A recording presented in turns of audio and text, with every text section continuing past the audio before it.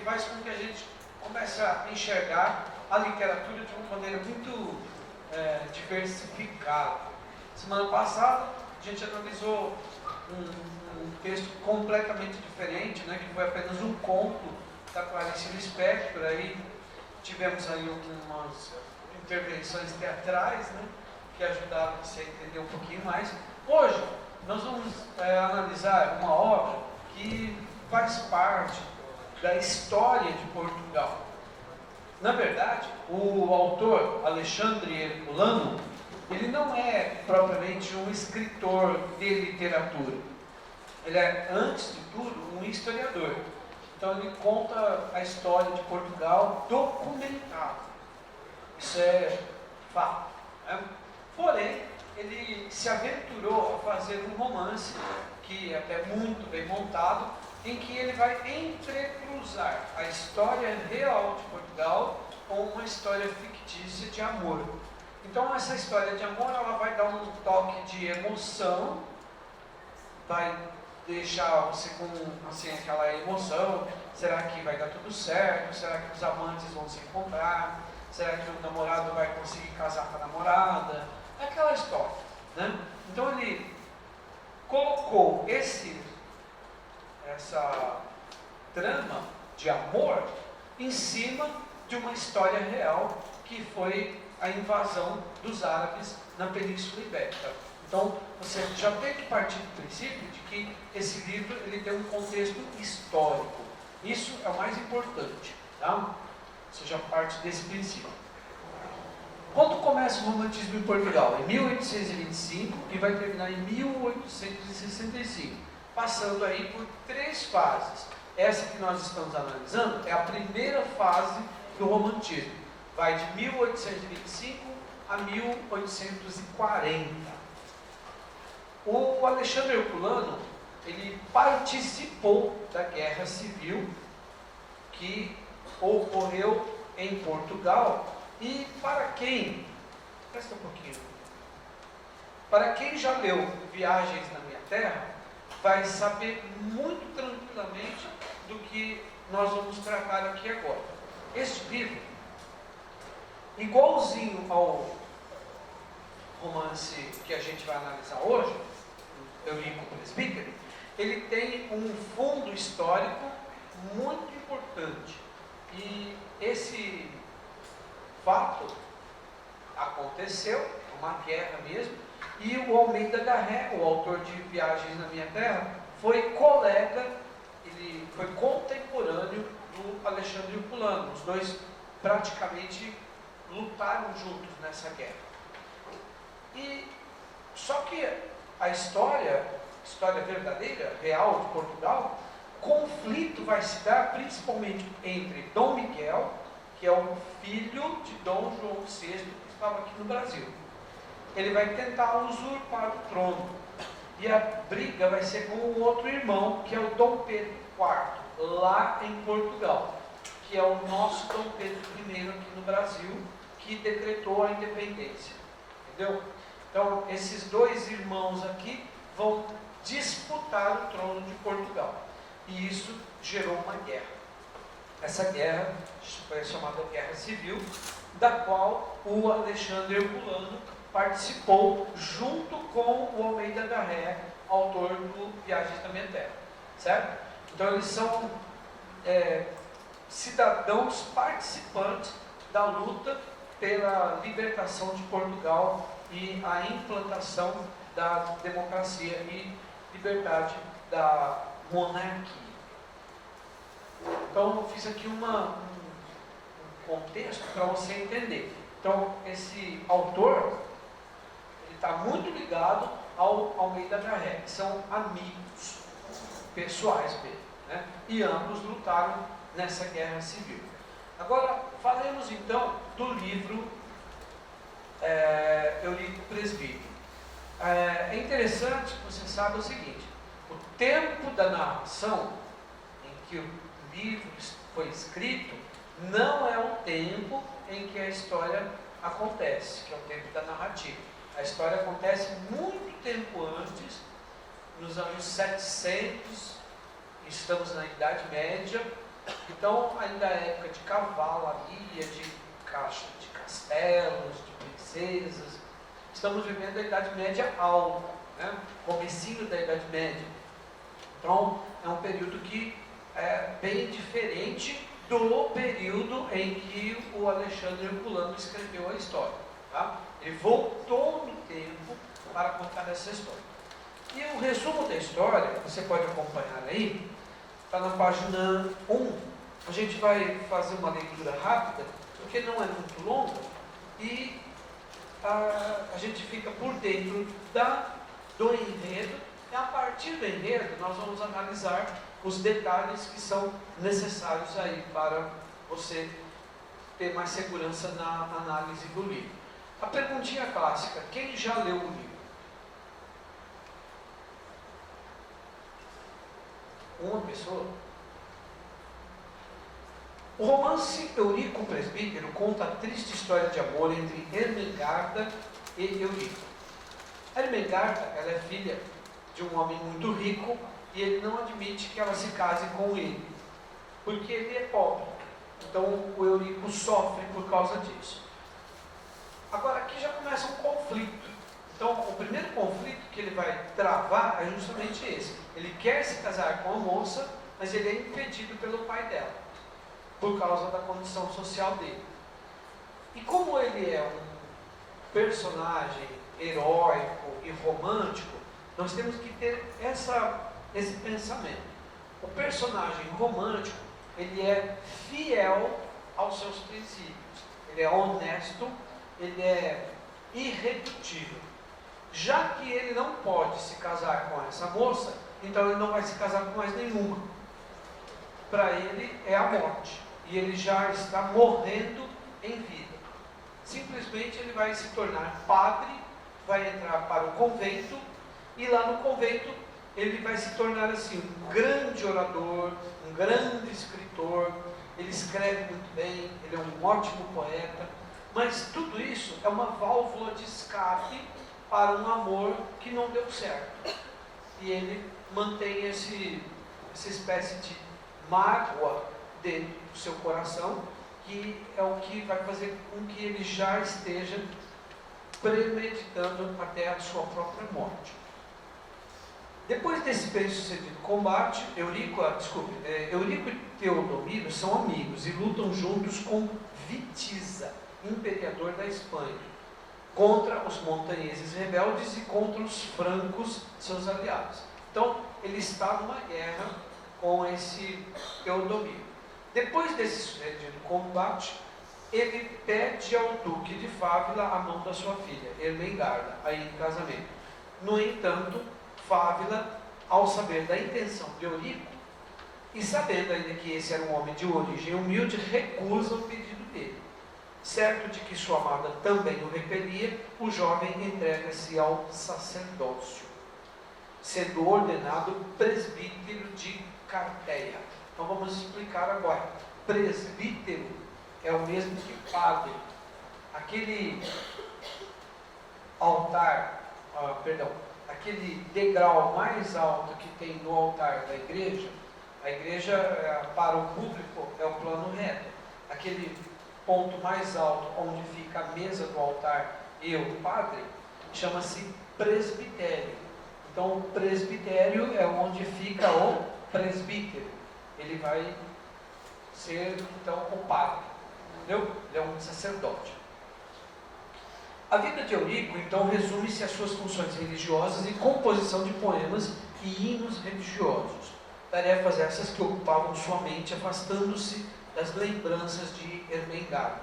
Então veja, isso daqui já demonstra que ele está fugindo daquele amor que ele se propôs a ter, mas infelizmente não foi concluído. Essa rotina só é quebrada quando ele descobre que os árabes, liderados por Tarik, invadem a Península Ibérica. Isso é um fato. Então aqui nós já estamos começando a misturar a ficção com a realidade. A invasão dos árabes é um fato real. Durante muito tempo, os árabes ocuparam a região de Portugal, Espanha. Então, eles são combatidos e vão ter que ser expulsos de voltar para o Oriente. Então Eurico toma para si a responsabilidade de combater o avanço árabe. Inicialmente alerta seu amigo Teodomiro e posteriormente, já adiante da invasão, o presbítero de Carteia transforma-se no enigmático Cavaleiro Negro. Veja bem, agora ele tem uma missão, ele tem uma função de padre, ele já é um padre, mas agora ele vai se tornar um soldado, que ele já era, né? Mas ele saiu do campo de batalha para poder ser padre, apenas para camuflar esse amor que ele não conseguiu. Então ele já acumulou aqui duas funções. A terceira função seria a função de amante, que seria o namorado da Ermengarda, mas que não aconteceu. E é muito interessante porque, veja bem, essas três funções que ele praticamente coloca sobre ele, que ele exerce, elas vão funcionar de uma maneira meio estranha, porque no momento em que ele vai se reencontrar com essa moça, ele vai se chocar, porque ele está num conflito existencial. Ele já não sabe mais se ele é um soldado, se ele é um padre ou se ele é um amante dela. Então aí o conflito existencial é terrível, porque ele perde a sua personalidade, ele não sabe quem ele é. Continuando, Eurico, ou melhor, o Cavaleiro Negro, luta de maneira heróica para defender o solo espanhol. Devido ao seu ímpeto, ganha a admiração dos godos e lhes dá força para combater os invasores. Então veja que nós já temos um lado bem romântico, né? Que é o herói que é invencível, mais ou menos como os heróis românticos que o José de Alencar montou aqui no Brasil, o índio. Então ele cria um personagem invencível. E sem brincadeira, né? Nós sabemos muito bem que o Cavaleiro Negro, esse personagem que a gente está analisando aqui hoje, ele é praticamente o precursor de todos os outros heróis e super-heróis que surgiram depois da mídia. O Batman, o Homem-Aranha, o Superman. Então eles são assim, segmentos desse personagem que surgiu aí. Apesar de que o Alexander Dumas, ele se baseou também em Walter Scott, que é um escritor inglês, e ele criou também personagens do mesmo gênero, assim, super-heróis que matam, que salvam, que estão ali para defender a população. Bom, quando o domínio da batalha parece inclinar-se para os godos, Sisibuto e Ebas, os filhos do imperador Witiza, traem o povo godo com a intenção de assumir o trono. Então houve uma traição. Assim, o domínio do combate volta a ser árabe, quer dizer, os europeus estão perdendo a guerra e os godos, os árabes, estão avançando. Logo em seguida, Roderico, rei dos godos, morre no campo de batalha e Teodomiro para liderar o povo. Nesse meio tempo, os árabes atacam o mosteiro da Virgem Dolorosa. Esse é um outro fato também real. Ele aconteceu realmente. Essa invasão era um lugar de um mosteiro onde havia as freiras e elas foram ameaçadas de, se os árabes entrassem, eles iam estuprá-los. E para que isso não acontecesse, elas preferem morrer a se entregar para um combatente não cristão, principalmente, porque um árabe não é cristão. E elas então todas se matam. É um suicídio coletivo. Mas a Ermengarda, ela está nesse mosteiro e ela é raptada pelos árabes. É o momento em que o Cavaleiro Negro vai agir de uma maneira heróica, super heróica, que ele vai salvá-la. Logo em seguida, Roderigo, rei dos godos, morre e os árabes atacam o mosteiro da Virgem Dolorosa e raptam Ermengarda. O Cavaleiro Negro e uns poucos guerreiros conseguem salvá-la quando o Amir estava prestes a profaná-la. E nesse período em que ela está como refém, ela tem um tempo para se dedicar, para se decidir se ela vai ou não ceder aos encantos do Amir. Mas ela não cede. E, assim, pelo contexto, você já pode imaginar que o autor, ele preparou esse período, que são de 3 dias, para ela pensar, para dar tempo para o herói, o Cavaleiro Negro, ir resgatá-la e salvar, que é o que acontece, né? Durante a fuga, ela foi levada desmaiada às montanhas, onde Pelágio, seu irmão, está refugiado. As montanhas são o único e o verdadeiro refúgio da independência goda. Uma vez, depois de uma luta contra os campos da Bética, que lhe pertenciam, continuariam em seu caminho. Em seguida, na gruta Covadonga, Ermengarda depara-se com Eurico e, enfim, pôde declarar o seu amor. Portanto, Eurico revela a ela que o presbítero de Carteia e o Cavaleiro Negro são a mesma pessoa. É nesse momento aqui que ocorre um fato curioso.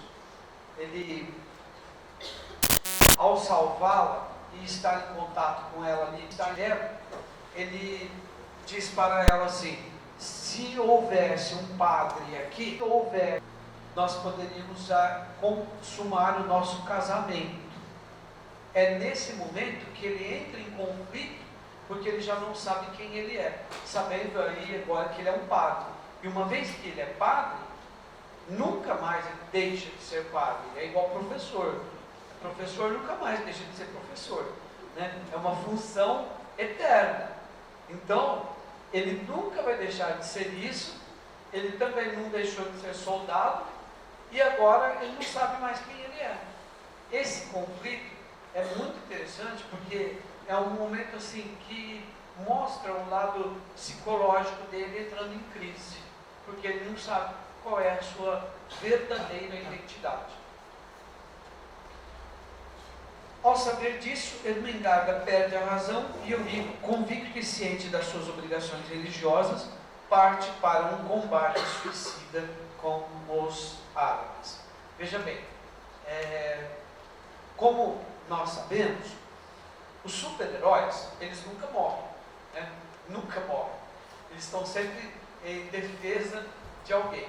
A não ser agora no novo filme que o Batman derrota o Superman. Eu não sei se isso é verdade, né? Mas, de qualquer forma, assim, os grandes super-heróis, eles parece que nunca vão morrer. E aqui, no entanto, o Eurico morre. Mas o que é mais curioso é que não é que ele morre, é que ele se entregou à morte. Então, digamos assim, aquele superpoder que ele tem, ou tinha, né, vai se desfazer, mas por vontade dele, e não porque ele foi ferido, ou ele foi atacado, ou ele foi morto por alguém que o atingiu, de jeito nenhum, né? Então é aquela velha história, ele só morre, mas porque ele quer. Então até nisso ele tem esse poder de opção, né? Ele pode optar por isso. Muito bem, então agora a gente vai fazer uma rápida análise do contexto, né? Do enredo, e em seguida a gente vai fazer uma análise da parte formal da estrutura do texto. Romance, então, de 1844, retrata o início do século VIII, ou o momento da invasão da Península Ibérica pelos árabes. A obra tem um caráter grandioso de uma canção de gesta e situa-se na passagem da epopeia para o romance histórico. Eu vou explicar isso. Veja bem. Quando o Camões escreveu Os Lusíadas, ele escreveu uma epopeia. Então é uma narrativa em forma de verso que mostra o heroísmo de um povo, certo? Aquilo é uma epopeia. Assim como a Odisseia, a Ilíada, são obras grandiosas que mostram, assim, heroísmo de um povo. Porém, aqui a estrutura não é uma estrutura em verso, mas ele está no meio do caminho, porque a linguagem que ele usa é uma linguagem poética, só que em forma de capítulos. Então, nós temos um romance com uma estrutura de epopeia, entendeu? Então, ele está numa situação transitória. Por isso é que você entende aí como canção de Giesta. É uma espécie de mistura entre epopeia e um romance. Continuando. A psicologia não podia ser analisada porque as personagens, sobretudo Eurico, desenham um módulo acima do humano, quase semideuses, como os heróis de Homero, e praticam fatos inverossímeis. O Cavaleiro Negro na Batalha de Criso, Passagem de Sália, o episódio da Abadesa do Mosteiro, enfim. Os episódios que ele enfrenta são episódios muito heróicos, então você acaba caracterizando esse personagem quase como um semideus. Ele tem um poder assim assustador, né? E é por isso que nós temos a plena convicção de que ele nunca vai morrer. Vultos agigantados em matéria épica é o que é preciso manter na bruma e no prestígio de grandes acontecimentos do passado longínquo. O estilo da obra é esse tom solene. Agora nós vamos ver o seguinte. Vamos falar um pouquinho da linguagem que o Alexandre Herculano usa. Logo no começo do livro, você já percebe que é uma narrativa densa, muito tensa, e que pelo jeito que começa, você já percebe, essa história não vai acabar bem. Porque ela tem assim, uma certa coloração muito escura de antecipação de uma tragédia. Então você já percebe isso. E também a linguagem poética faz com que o próprio autor se manifeste de uma maneira assim, contrária aos fatos que estão acontecendo. Isso a gente vai ver embutido aqui. Ideologia do narrador. Então essa ideologia já está mais ou menos manifesta bem no comecinho do livro, quando ele já declara que ele é contra o celibato clerical, ou seja, o padre não poder casar é uma desgraça para a própria vida dele. E a destruição que aconteceu entre o casal Ermengarda e Eurico. Continuando, o estilo, portanto, é sintético e embalado em onda rítmica, sem corte incisivo e minucioso na análise, ou seja, cada parágrafo parece que é muito bem elaborado dentro de uma poeticidade que lembra muito a estrutura do livro Iracema. Quem leu Iracema vai entender.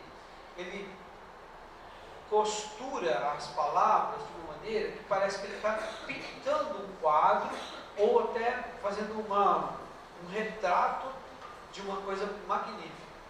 E exagera muito nos adjetivos.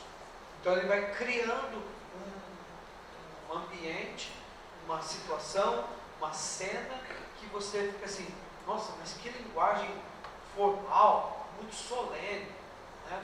E há trechos até em que ele constrói paralelismo com as frases, dizendo uma coisa em cima que é semelhante ou espelhada baixo, e o texto, embora esteja prosa, parece um poema. Então a linguagem dele é isso que vai ser muito cobrado de você no seu vestibular. Então é legal que você entre em contato imediatamente com esse livro, porque uma vez que, se ele está escalado na lista dos livros da UEL, consequentemente, ele vai ser pedido e cobrado justamente por causa da linguagem. Talvez nem tanto pelo enredo, que a história é uma história simples, né? O enredo, praticamente, ó, nós fizemos em menos de 5 minutos. Porém, o que é que vai ser cobrado de você? A linguagem. E muitas vezes eles podem fazer contrapontos com linguagens diferentes. Por exemplo, Paulo Leminski, que a gente já analisou o livro de poema dele, né? E a linguagem é completamente diferente, no entanto, é uma linguagem poética. E isso pode ser cobrado no seu vestibular. Para dar um exemplo, eu peguei um trechinho aqui, veja bem como ele vai retratar. Lá no tumulto dos cortesões, onde o amor é cálculo de um sentimento grosseiro, terás achado quem te chame sua, quem te aperte entre os braços, quem tivesse para dar ao teu pai o preço do teu corpo e se comprasse como alfaia preciosa para serviço doméstico. Veja bem, olha as palavras que ele usa. Alfaia, ninguém conhece essa palavra. O que é uma alfaia? É uma toalha que reveste o altar da igreja. Não é um pano comum, é um tecido sagrado. Então ele está fazendo uma comparação. O tempo todo você vai encontrar nesse livro a contradição entre o sagrado e o profano. A própria situação do Eurico é uma situação de estar vivendo um momento sagrado e um momento profano, nele mesmo.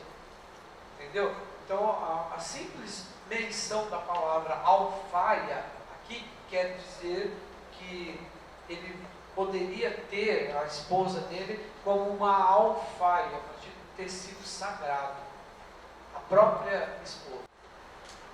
Com isso, Eurico vê-se obrigado a seguir, não sendo para um bem maior, o sacerdote, isto é, reduz-se o despeito suicida, fruto e expressão do fracasso amoroso. Procura-se assim uma espécie de morte mais elegante e sensacional, ou um prestígio dos martírios ocultos que, por outro lado, se fazem discretamente adivinhar aos olhos dos homens. Gostaria de comentar uma coisa importante aqui, que embora ele tenha se desligado da Ermengarda, ele guarda com ele esse segredo de ainda amá-la. E quando ele a ama, ele sofre muito, porque ele não vai poder corresponder a esse amor e nem ele é correspondido. E essa mágoa, essa dor que o corrói, ele tem que segurar como um segredo. Essa atitude de sacrifício que ele está fazendo, é uma atitude muito comum nas personagens românticas. E talvez vocês tenham lido aí 5 minutos, que é um livro bem pequenininho, do José de Alencar. É uma história que aparece essa situação do sacrifício. O rapaz gosta da moça, mas de repente a moça desaparece. Ela não quer mais conversar com ele, e ele não sabe por quê, mas ele já está amando tanto essa mulher, que ele vai atrás dela até encontrá-la. E quando ele a encontra, ele descobre o verdadeiro motivo por que ela desapareceu. E ela revela, dizendo que ela tem uma doença incurável e que ela tem um pouco tempo de vida, e para não fazê-lo infeliz, ela se recolheu e ela não quer casar com ele, porque ela sabe muito bem que se ela se casar com ele, ele vai tê-la por muito pouco tempo. E isso é o quê? Uma renúncia. Né? No caso do Eurico, é uma coisa parecida, porque ele não pôde assumir um casamento com a Ermengarda, então o que ele vai fazer? Ele vai renunciar a tudo, até mesmo a sua sexualidade. De fato, Herculano vicia toda a sua tese pela hipótese que lhe está subjacente. Eurico não abraça o sacerdócio e o celibato por vocação, mas a boa maneira romântica como refúgio, confirmando o que eu falei agora, né? Ou evasão para a sua frustração no casamento, que projeta com Ermengarda. Daí constitua para ele uma amputação espiritual. Isso é importantíssimo. Você viu que está entre parênteses, entre aspas, né? amputação espiritual, ou seja, ele já carrega consigo a condição de não ser mais um amante, né? E a posição do padre se impôs à do amante. E ele tem que se resguardar disso.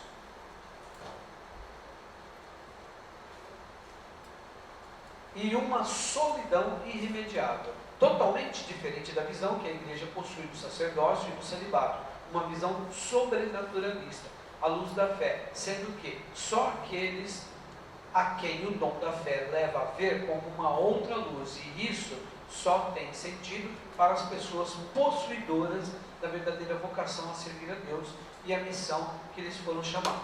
Então, aqui nós temos um detalhe a questionar. Ele está padre, ele é padre, mas contra a sua vontade, e não por vocação. E essa adesão ao sacerdócio é, na verdade, apenas para camuflar um amor que está escondido. A solidão de Eurico é paralela à do romancista herculano, e ambos provocados pela persuasão do homem superior e incompreendido.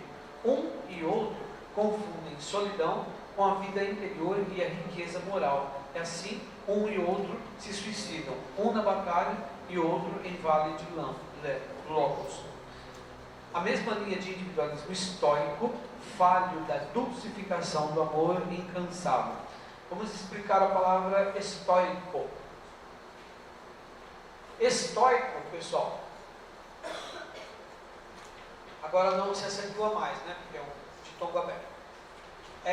Na verdade, o estoicismo, ele é uma linha filosófica que surgiu na Grécia após a morte de Aristóteles.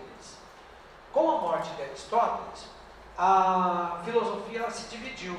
E eu me lembro muito bem que numa aula de sábado, quando o Bernardo mostrou isso muito bem, explicou muito bem quais eram as linhas filosóficas que surgiram após a morte do Aristóteles. E uma delas é o estoicismo. E do que consiste o estoicismo? Uma pessoa estoica, ela se fecha como um caramujo e ela não se abre para o mundo, para sorrisos e nem para lágrimas. Simplesmente ela ignora tudo o que está acontecendo.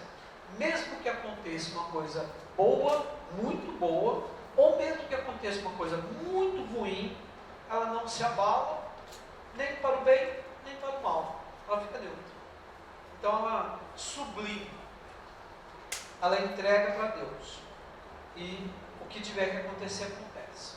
Então é um estoico, né? E o Fernando Pessoa, a gente estava comentando agora um pouco dele, ele tem uma expressão muito bonita numa poesia dele, ele fala assim: eu sou um estoico sem dureza. Ou seja, eu me fechei para o mundo, mas eu não sofro por isso. Não vou me calar e sofrer. Eu aceito, eu vivo. Então, a situação do Eurico é de um estoicismo, tá? Ele se fecha. O espaço físico, perdi. A solidão de Eurico é paralela ao romance que já falei. Desculpa. O espaço físico é notável quando é descrito o enredo concentrado na Península Ibérica, a Baía de Carteia, a Ilha Verde, os vales, as margens do Issos, onde correm as batalhas. Atenção, toda vez que você for observar a descrição de espaço, você tem que observar que o espaço existe, o espaço aberto, que é a natureza, o rio, a montanha, e existe o espaço fechado, né? Então, há dois nomes para caracterizar isso. Quando é espaço aberto, você usa a palavra paisagem. E quando se trata de ambiente fechado, aí você fala ambiente. É muito interessante analisar o ponto de vista de espaço do Eurico, porque você vai encontrar as duas coisas. Porque há o espaço aberto, que lembra a liberdade, e há o espaço fechado, que lembra a reclusão. E você percebe que o narrador, tanto ele mostra uma grande beleza plástica, pintura, ele mostra uma adjetivação muito grande, bonita, quando ele fala da paisagem, mas ele fala de uma maneira escura, triste, quando ele fala do ambiente. Por quê? Porque é aqui que o Eurico está sofrendo, e é aqui que ele seria feliz. Então ele faz essa inversão. Né? Gostaria também de lembrar uma coisa importante. Veja bem, quando nós estamos falando em romantismo, o romantismo ele exagera em falar da natureza, porque a natureza é brilhante, é maravilhosa, é cheia de atrativos, muito linda. E é por isso que a personagem romântica praticamente se funde à paisagem do campo.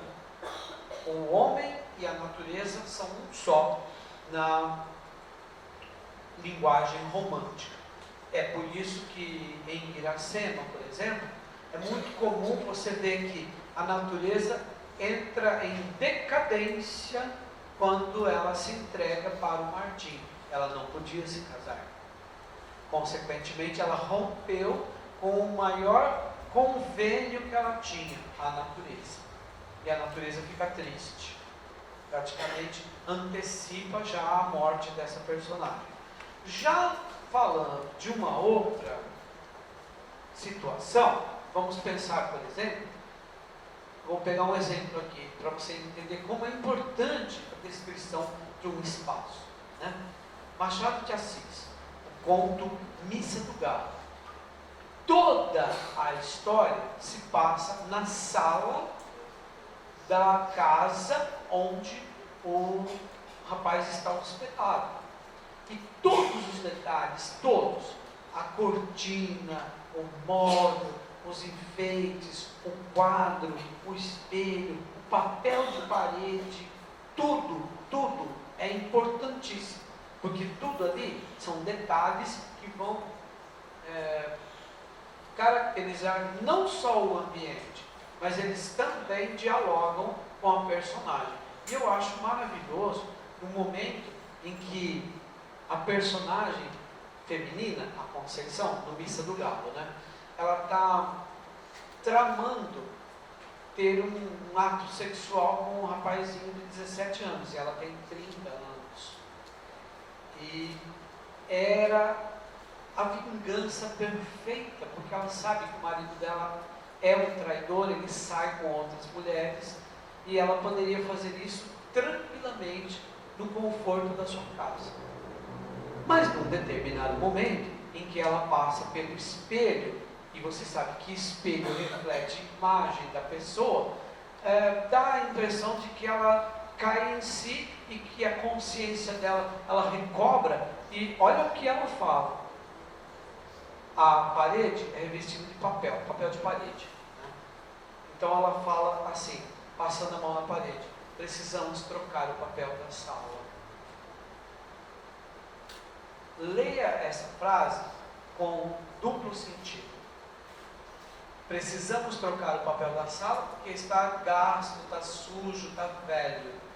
Mas o narrador fala assim, mas ela disse isso como se falasse para si mesma, querendo dizer, eu preciso voltar a ser quem eu era, a dona de casa, e eu não posso ser essa mulher atrevida de querer você para mim aqui dentro da minha casa. Precisamos trocar o papel da sala. Fica legal? É muito interessante como a literatura, ela dialoga com as coisas, tanto no paisagem, que o Eurico é livre, quanto no ambiente em que ele se sente preso. Você vai perceber isso. Né? A descrição é muito rica. A linguagem do Alexandre Herculano é maravilhosa. Ele é ele é é mais que um poeta, ele é um pintor das letras. Muito bem. Tratando-se de espaço social, devido aos conflitos civis e religiosos entre cristãos, godos e muçulmanos, era caracterizado por valores nobres como o patriotismo ao extremo, a busca da liberdade, o heroísmo. É importante esclarecer na obra alguns pontos em relação ao tempo da narração e da narrativa. Isso também vai ser cobrado na sua prova.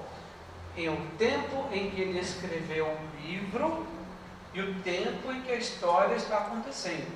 Não são iguais. Tá? O primeiro refere-se ao século XIX, em 1844, enquanto o segundo refere-se à época da Idade Média, no início do século VIII. Olha a diferença. Né? São praticamente 10 séculos aí de diferença. Isso é perfeitamente comprovado pelas informações históricas e por datas citadas pelo autor no início de alguns capítulos. Dentro da obra, o tempo é cronológico e psicológico. É outra coisa importante para você anotar. Cronológico é o tempo em que os fatos estão acontecendo literalmente. Tem um começo, um meio e um fim da história. Mas dentro desse tempo cronológico, ocorre o tempo psicológico, que é o que ele faz de lembranças. Então aí o personagem, o narrador entra na mente da personagem e começa a fazer aquelas viagens psicológicas, que ele sai daquele tempo e vai para outro tempo. Muito bem, agora nós vamos virar um pouquinho a página e analisar aqui rapidamente as personagens. Já falei aqui na página 3, nós vamos ter um resuminho bem rápido de foco narrativo, ou seja, quem é que narra? O narrador em terceira pessoa. As técnicas de narrativa. Às vezes ele vai usar discurso direto ou discurso indireto. Discurso direto é quando a personagem fala. Discurso indireto livre, quando o personagem, o narrador fala, falando pela personagem. A ideologia do narrador, já falamos um pouquinho disso, e você vai ver aí que ele está totalmente contra o celibato clerical. As personagens, na página 4, são protagonistas. Eurico e Ermengarda, lógico, né, é um casal romântico. O antagonista é o pai dela. E há uns personagens secundários: Pelágio, Teodomiro, Roderico, Juliano, Opas, Tarik e Obdaluzis, Antanagildo, Mugit e Cremilda. Esses personagens, eles estão aí para contracenar, lógico, porque senão não teria graça o romance todo, né? Mas depois você olha com cuidado, vendo assim o papel de cada um, e como eu te falei, ó, aqui, espaço, ambiente físico e ambiente social. E uma coisa que eu não quero deixar de falar com você, além do tempo e do discurso, é principalmente com as figuras de linguagem que ele usa no livro todo. Durante todo o livro você vai encontrar essas figuras de linguagem. Está na página 5 e eu gostaria que você observasse aí. Veja, quais são as figuras de linguagem mais utilizadas pelo Alexandre Herculano? A comparação, a metáfora, o eufemismo, a personificação, a antítese, o paradoxo, virando a página, a antonomásia e a sinestesia e a hipérbole. Rapidamente, vou explicar dando um exemplinho de cada um. Ó, a comparação é muito fácil, né? Vamos ver onde se dá a comparação nesse trechinho. Mas o amor devorou na mente de Eurico todos os outros sentimentos, como a lava candente devora tudo que encontra. Ó, esse como marca uma comparação, né? Se ele dissesse assim: o amor de Eurico devorou, o amor de Eurico é uma lava candente que devora tudo. Aí ele criou uma metáfora. Então, a passagem da comparação para a metáfora é muito sutil. O que é que difere uma comparação de uma metáfora? O como, o parece, o tal qual, parece isso, entendeu? Tem sempre uma conjunção, um verbo que vai fazer a ligação. Ó, Eurico parece um herói, comparação. Eurico é como um herói, comparação. Eurico é um herói, metáfora. Metáfora está aqui, né? Foi porque eu cria um anjo de virtude e esforço, e ele era apenas um homem. Ó, eu acreditava ele ser um anjo, e ele era apenas um homem. Então, estou fazendo aí uma metáfora. Eufemismo. Eufemismo, é bom você entender a diferença. O eufemismo, ele é elegante. O disfemismo é deselegante. Então, como dizer isso? Vamos lá. Eufemismo, você fala assim, a pessoa morreu, né? Então, você fala assim, ela foi para junto de Deus. Isso é um eufemismo.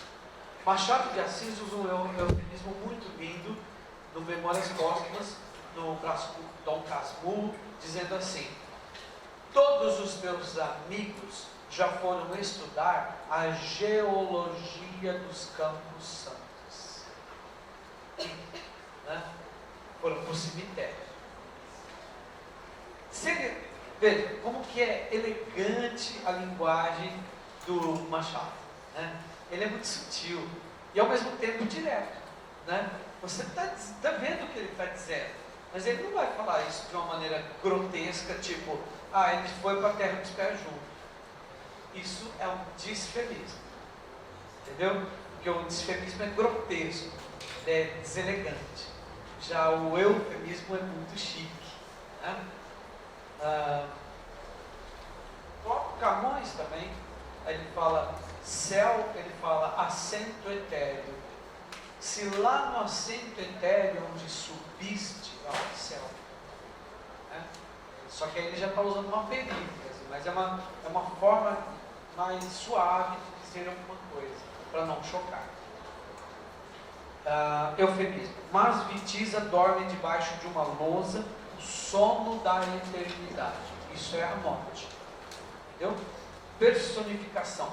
Personificação é quando você transforma um ser inanimado com características humanas. Já estou fora do tempo, né? Travessei o tempo. Desculpa. Antítese contrariedade, né? Anjo ou demônio. Paradoxo. O paradoxo é uma antítese mais acentuada. Veja. Apertando com força o braço da cativa e fitando nela os olhos onde lutavam amor profundo e cólera violenta. Ora, como que pode estar nos olhos dela lutando duas coisas, o amor e o ódio? É um paradoxo. É uma antítese? Sim, mas mais violenta. Tá? E para terminar, antonomásia. Essa é muito legal. A antonomásia só serve para pessoa. É quando você caracteriza uma pessoa com uma expressão que é só dela. Por exemplo, divino pastor, Jesus. Poeta dos escravos, Castro Alves. Patrono do exército, Duque de Caxias. Então ele tem uma denominação que é só dele. Então, ao falar tal palavra, você lembra daquela personalidade. Tá? Por exemplo, mas tu abreviaste os dias do foragido Nazareno, Jesus. O galope dos... Agora, sinestesia é muito chique. É quando você mistura sensações de tato, audição, paladar, etc. Né? Veja como é mais elegante você falar uma sinestesia do que falar em palavras reais. Né? Olha, aquela moça tem olhos azuis, mas ela é muito antipática. Não soa bem. Você pode dizer uma sinestesia. Os olhos daquela moça são azul azedo. Ó, é chique, né? Cor e paladar, olha que bacana. Fica chique. Gente, se é chique, usa. Tudo é chique, a gente tem que usar. Que aí deixa a redação mais bonita, né? Tudo que é chique, tem que usar. Certo? E, finalmente, a hipérbole. Eu sei que vocês estão loucos para ir embora. Que pena. Tá. 10 anos. Sabes tu, Ermengarda, o que é passar 10 anos amarrado ao próprio cadáver? Fim da história. Terrível, né? Tadinho. Ele carregou a morte consigo mesmo durante 10 anos. Isso é um exagero, uma hipérbole. Tá? Querido, muito obrigado pela presença e deem uma olhadinha nas outras unidades aí.